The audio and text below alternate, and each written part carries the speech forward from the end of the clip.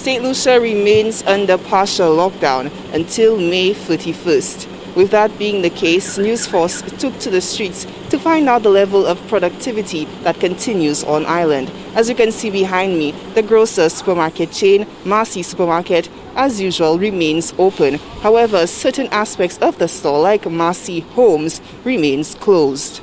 The partial shutdown and COVID-19 threat has displaced a large cross-section of St. Lucia's workforce. Concerns have been rife surrounding income cash flow for out-of-work individuals. The grinding halt in economic activity brought on by the COVID-19 pandemic has been addressed by the Prime Minister's Social Stabilization Plan that has endorsed the National Insurance Corporation to lead the charge in providing relief to those who have lost their jobs as a result of COVID-19. The monies that are being paid out are coming from the contributors of NIC. And that's why it's deservingly that they're going to be paid to those persons. And an economic fund existed before, Mr. Speaker. I waited during the debate to see whether, in fact, members of the opposite side, that many of them had been there for 15 years, some of them as the Minister of Finance. So many of the ideas that were brought up are very valid, but why were they not brought up before? Meanwhile, the decision of salary payments for public servants hangs in the balance, pending a membership decision of the various affiliate partners of the Trade Union Federation. TUF President Julian Monrose categorically denies any agreement to push back salary due dates from April 23rd to April 30th for public servants.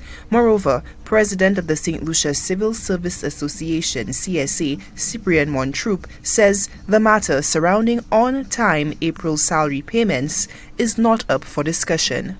What the government is insinuating is that the payday hinges on discussions.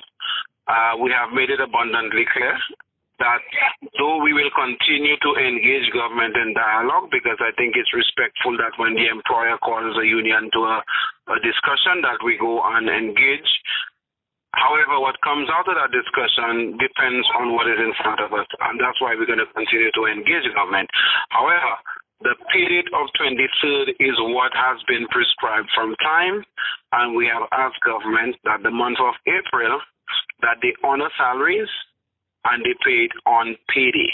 The TUF affiliates stand in solidarity on the decision for government to honor April salaries.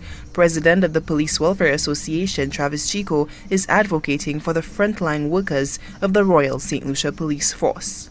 For many, a sense of anxiety surrounds the upcoming payment of salaries for April. Solange Alfred, HTS News Force.